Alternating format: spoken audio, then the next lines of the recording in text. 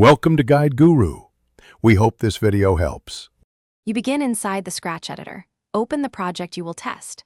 Click the green flag to run a controlled case and place obvious start blocks so you can watch flow.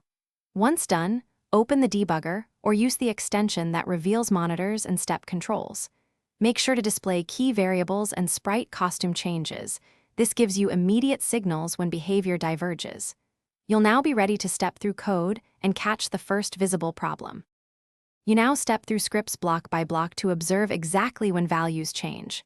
Click the single-step control and watch variable watchers update or pause after each broadcast to inspect sprite state. Once paused, hover over blocks and check message names, list lengths, and coordinates. This shows you why a sprite moved or a loop repeated. Make sure to reproduce the failing behavior slowly. Repeat the trace and note the exact block where values differ from expectations. You apply the minimal change that targets the failing block, then rerun the same scenario to verify the fix. Once verified, remove diagnostic watchers and tidy any temporary say or wait blocks you added. If the bug persists, make sure to reset sprites and lists before each run so previous state won't mislead you.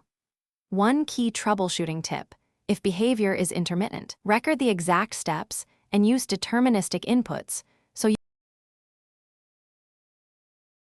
Thanks for watching. Consider subscribing if we helped you today.